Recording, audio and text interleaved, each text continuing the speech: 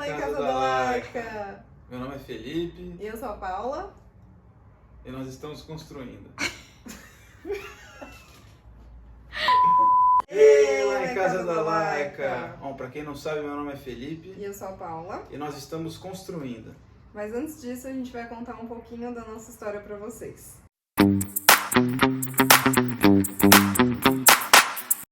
Bom, a gente é casado fazem 2 anos. 2 anos. Antes de ser casado, a gente já morava junto. A gente morava num apartamento alugado, na cidade de Indaiatuba. Era muito legal o apartamento, mas a gente achou que seria mais legal se a gente tivesse a nossa própria casa. Então, a gente foi atrás disso e comprou uma casa. Depois de muita busca, nós conseguimos comprar a nossa 2 semanas. a nossa casa e foi muito legal. Nós vivemos nessa casa por mais ou menos 1 ano e meio. Essa casa era uma casa de condomínio, tinha 3 quartos, 2 suítes e um banheiro na área social. Só que a gente estava incomodado com algumas coisas e... Pode falar o que é? Ah, sim, eu acho que são até dicas interessantes, né, para quando você for comprar a sua própria casa, seu próprio imóvel, que é tomar cuidado com a vizinhança. Vizinhança. Exatamente.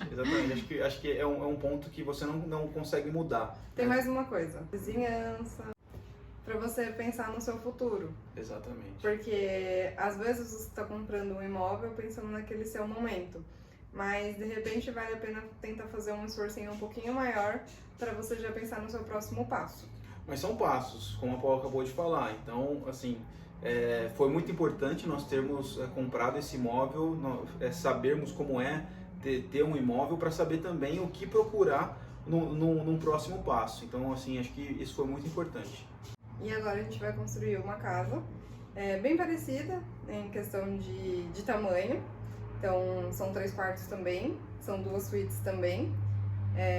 Mas agora tem um banheiro interno e um banheiro na área social. Uma coisa que mudou bastante também foi o tamanho do terreno. A gente está saindo de uma casa com um terreno de 150 metros quadrados e indo para uma casa que vai ser construída em um terreno de aproximadamente 600 metros quadrados. Então, assim, a gente vai ter muito mais área livre, né? E todo o projeto da casa também está sendo pensado para usar muito bem essa área livre, né?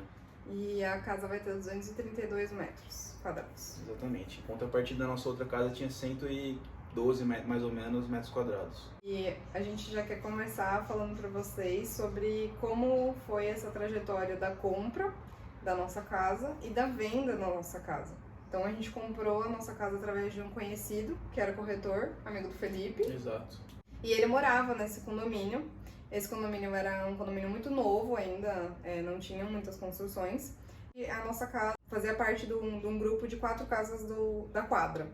Então, era muito, muito recente ainda, né? E criou-se uma expectativa para o condomínio. Não foi atingida a expectativa que a gente tinha. Mas, assim, o processo de compra foi bem tranquilo, né, Felipe? Sim. Foi bem legal. Acho que até uma dica, né, para passar para vocês com relação à compra de casa em condomínio. Então você tem a oportunidade sempre de comprar casas em um valor mais acessível antes de o condomínio ser muito popular, né? O problema é que nesse momento você ainda não sabe qual vai ser o futuro do condomínio, o futuro da vizinhança do condomínio, qual que quais serão as possibilidades em um futuro próximo, como a administração do condomínio será feita, quais os tipos de pessoas que você vai conviver dentro do condomínio. Então, assim, você tem um benefício, que é o custo da casa nesse momento. Né? E aí você consegue pegar toda a valorização durante aí o aumento, né, populacional dentro do condomínio. E a popularização do condomínio dentro da sua região ou cidade. Então, isso é uma dica muito interessante, mas lembra, né? É uma coisa que tem um benefício, mas também pode trazer aí um risco, né? No nosso caso, eu não acho que foi só um risco, que foi só uma coisa ruim. A gente se beneficiou muito pela valorização da casa e foi essa valorização que nos deu a possibilidade de dar o segundo passo para essa construção, né? Então, eu sou muito grato a esse passo que a gente deu, né? E aconteceram algumas coisas, né, do nosso condomínio que foram muito engraçadas, que trouxeram mais ainda essa valorização. Na semana que a gente comprou a casa, a prefeitura doou um terreno, né, para o condomínio e permitiu que o condomínio tivesse uma área de lazer ainda maior. Então, assim, em uma semana, nosso terreno valorizou ali uns 10%, então foi muito interessante. A nossa primeira casa a gente já comprou construída, então a gente não teve essa experiência de construção, mas a gente reformou essa casa, né? Foram feitas algumas modificações na casa e a gente repintou a casa inteira, a gente decorou essa casa, a gente fez algumas modificações elétricas, né? Instalou alguns itens que eu acho que é importante a gente compartilhar com vocês para que vocês possam fazer na casa de vocês também, né? Coisas conectadas à Alexa, câmera integrada, a gente mudou um pouco nossos eletrodomésticos também para ajudar na decoração, que são coisas que, querendo ou não, todo mundo vai ter que ter, né? Mas a gente foi tentando fazer uma composição de todas as coisas para que ficasse dentro de uma decoração uniforme. Acho que agora é interessante a gente passar algumas dicas para vocês. Acho que são 5 dicas para fazer a venda da casa, de uma forma eficiente e rápida, né? Essas dicas elas deram para a gente uma performance, né, de vender a casa em 3 dias. Então nós colocamos a casa para venda na quarta-feira e na segunda-feira a casa estava vendida. Então a gente tem aí 3 dias úteis, né, para a venda da casa. Acho que a primeira dica de fazer a manutenção do imóvel. Então a nossa casa, esse 1 ano e meio que a gente ficou na casa, nós repintamos a casa toda, mantivemos a casa sem nenhum defeito, então tudo na casa funcionava. A gente mudou o jardim algumas vezes. Exatamente. Colocou vaso, trocou planta, porque é muito importante, né, a fachada da casa. Exatamente. E a parte de acabamentos, então a gente estava sempre renovando os itens que com o tempo eles acabam sendo degradados. A segunda dica que eu acho que é interessante também é manter a casa moderna, né? Então, assim, não adianta nada querer deixar a sua casa não parar no tempo, né? Sendo que a sua casa não segue os itens mais modernos que são possíveis, né, de colocar em uma casa. Então, por exemplo, a nossa casa ela era toda automatizada, então tinha a parte de automação da iluminação, era toda integrada com a Alexa era integrada em câmeras de segurança. Então, acho que isso foi muito importante. A parte de luzes de cortesia, então você andava na casa à noite, ela acendia luzes nos corredores para não deixar você cair no escuro, etc. Então, era a mesma casa que eu morava, isso daí? Exato. Então, acho que assim, isso é muito interessante, manter a casa moderna, né? A gente colocou o sistema de boiler para fazer aquecimento da água do chuveiro. Que ficava gelado. Não era o sistema de boiler mais eficiente, a Paula tem razão.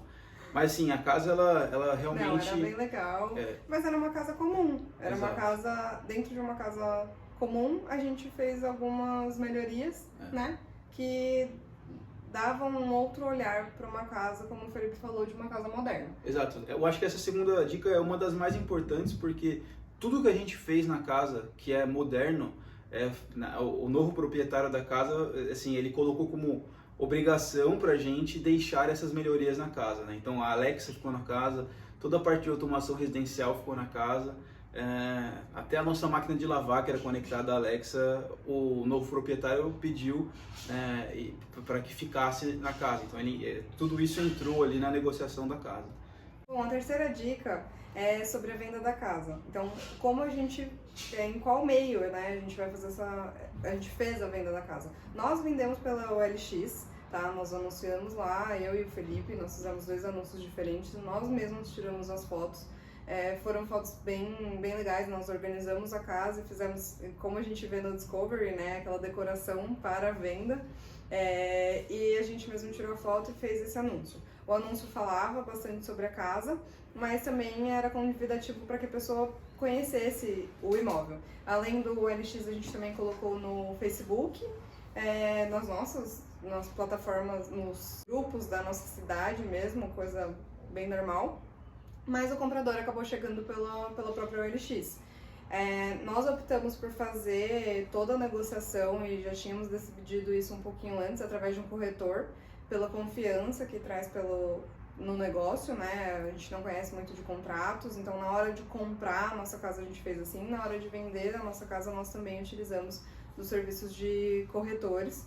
E foi muito importante, né? Exato. Ele trouxe toda uma segurança para esse processo que a gente não saberia fazer diferente. Perfeitamente. Essa é a quarta dica, né? Usar sempre um corretor para fazer a compra ou a venda do imóvel.